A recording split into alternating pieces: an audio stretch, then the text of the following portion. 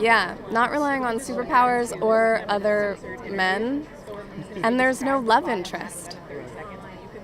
It's pretty fabulous. The fans are clearly cheering your name. They're excited to see you. They're excited to see this movie.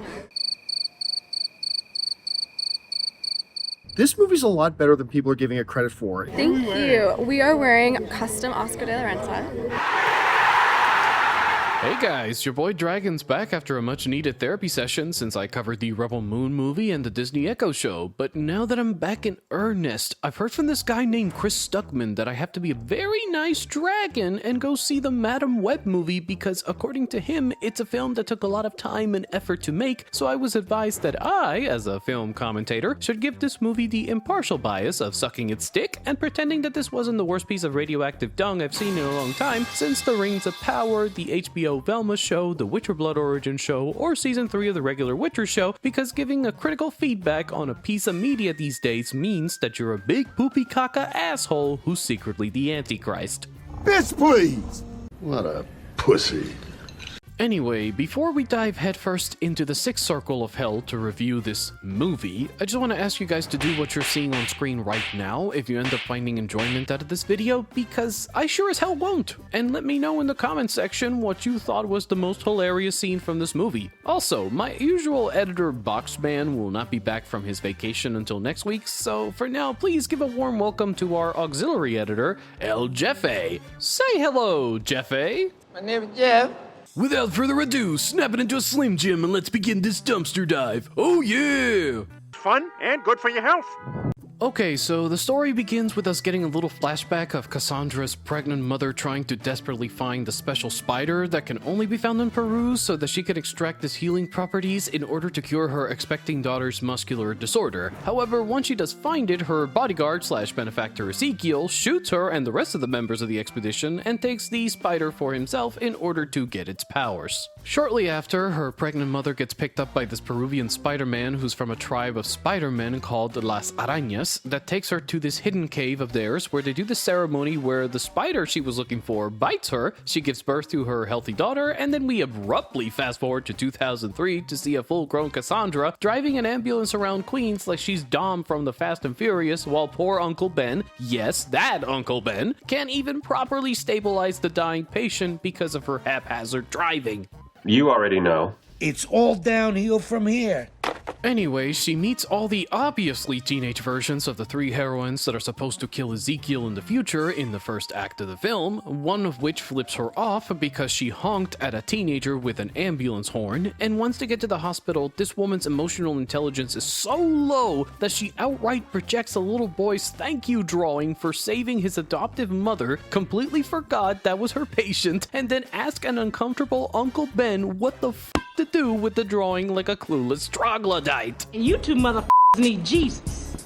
After some Chinese food and contemplating life with her cat named Cat, she goes out to save a man whose car is about to drop into the lake, and what ends up happening instead is that she sinks into the water and in a mid-drowning episode starts seeing the webs of fate, but her experience is cut short when Uncle Ben saves her from certain death. This is when the movie takes a turn by showing us loop scenes of her talking to Uncle Ben so that we're made aware of that her powers have unlocked. However, we won't be able to find out much about it until way later. But we do get to see a very dragged out 5-minute scene where Ezekiel does a lot of stuff with a random NSA lady that he later kills after telling her his contemplations of seeing his future death. Oh yeah, did I forget to mention that he has the super duper state-of-the-art 2003 software that lets him track down anyone he wants based off of complicated program algorithms that shouldn't have existed back then? Don't worry about that small detail, because this movie fast forwards through a ton of scenes where we're shown how much of an a-hole she is in a social setting, and one of where her black EMT friend dies in a brutal confrontation with a truck, and the fact that she couldn't do anything despite having the ability to now see the future. Useless. Sadly. Moving on, she starts having more visions of future events until she meets the merry trio of heroines and starts having horrifying visions of them getting brutally killed by Ezekiel, so her solution is to unwillingly kidnap them in order to evade him while frantically telling them with no context that they're going to die if they stay on the train. She almost gets arrested by cops, but Ezekiel saves her from that by killing them, and then she forces the girls to get inside a stolen taxi in order to escape. Huh? Big red flag. Stop right there, criminal scum! Nobody breaks the law on my watch! Don't ask. Play along. I'll explain later. A few moments later. She then makes it creepier for the trio by taking them into a secluded forest where she tells them, and I kid you not, that there's this big scary spider dude that wants to desperately kill them, that she can see the future. She has an argument with the girl who flipped her off earlier in the movie about that, and then tells them that their safest bet is not to do dumb shit like leave the secluded location because she needs to find out some more info on her powers so she can figure out why this is even happening in the first place. She then comically finds out through her mom's notes that she can't climb walls like the real Spider-Man can, but that her ability to see the future is because of the spider venom, which is such a lazy way to explain it, because if the spider venom cured you from a muscular disorder, how the hell did it only give you premonition powers and not super regeneration as a plus at least? As far as I'm aware, babies get any nutrition their mother gets until birth, so how? How? Future!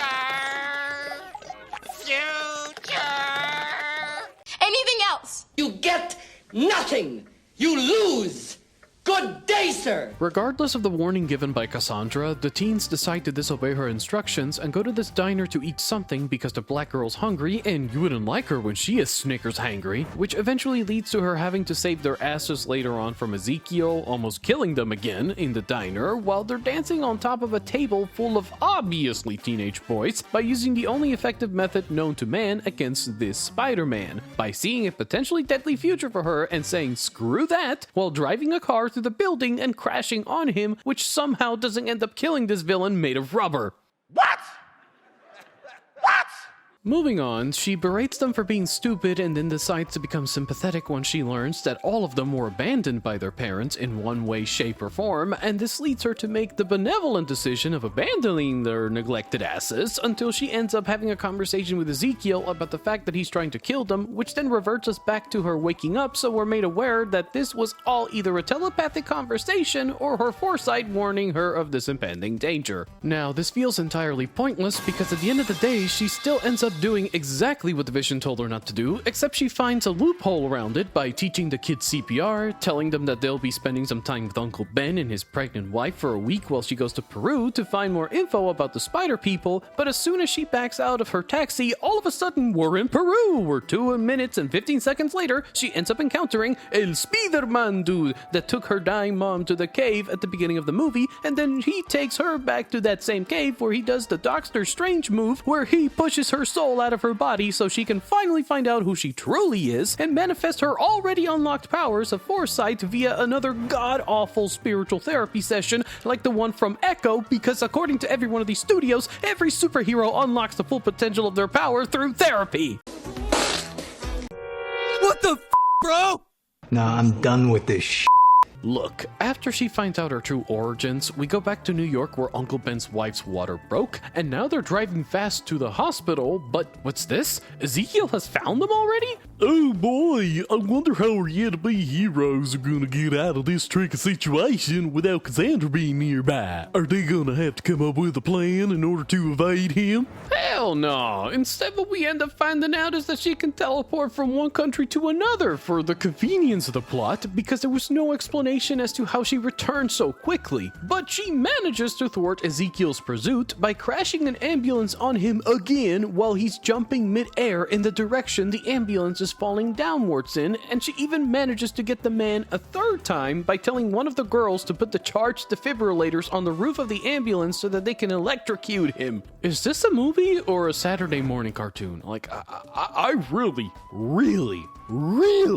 need to know at this point. Please. Answer me! Answer me! Right, so the grand finale of this movie begins with them coming up with a plan to defeat Ezekiel by using the explosive fireworks to buy themselves time in order to escape from him, but that ends up failing catastrophically because a rogue firework tries to kill Ezekiel, but instead he deflects it so hard that it destroys the police helicopter that was supposed to rescue them instead, which then leads to this dramatic scene where Ezekiel tells her she can't save them all from their demise. However, However, her shonen anime power-up ends up doing exactly the opposite after she hears the reverse quote from El Spiderman of "When you take on the responsibility, great power will come," and all of a sudden she can summon multiple future shades of herself that end up saving the girls until Ezekiel gives her a hard punch back into reality that then leads into the most lazy line a hero has ever said to a villain before killing them, and I quote, "You've been trying to change your future, but the girls were never your future. I was," while the camera does a short zoom in on her face like as if anyone gives a crap at this point. And then the greatest highlight of this movie is that Ezekiel gets crushed to death by the letter P from a Pepsi sign, and then the last few minutes of this movie end with her getting blinded by a random firework while being underwater. She gets saved by the girl's CPR, Ben's baby is born healthy, and then we get a flash forward of her and the girls in their terrible superhero costumes to let us know that everyone who saw this movie was tricked by false advertising into going to see it because f*** you, give us your money, you lowly peasants.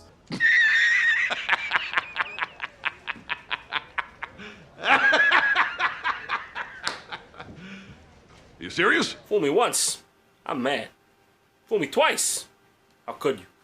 Fool me 3 times, f*** you! I ain't having that shit!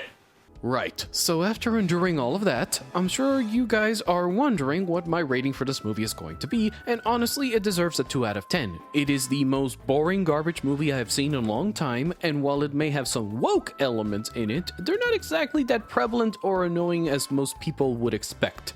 It's just plain boring. Boring! I mean, look at the acting from Dakota Johnson. It's half-assed at best because obviously she found out that she was tricked into working for a project that wasn't what she was originally pitched by her agent, and heck, you can say the same thing for the rest of the cast of this movie. Nobody likes the work that they're doing here, and it shows. But then the crappy early 2000s soundtrack choices, the sloppy editing, and the bad writing make this movie even less enjoyable to watch. It's like everyone realized that they couldn't get out of their contracts, so they gave their 10% effort so that they could pick up their paycheck and leave as quickly as possible. In other words...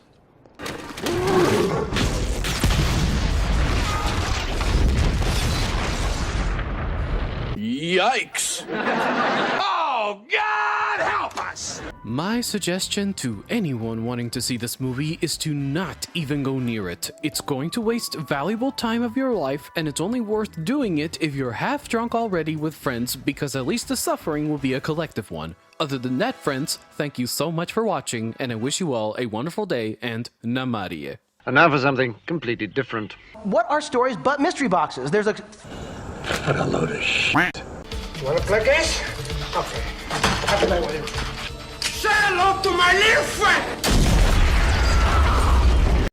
Damn! Oh, no, I ain't messing with you. Oh, no. Until next time, I'm a British person. Good night. What? You want more? It's okay. We know.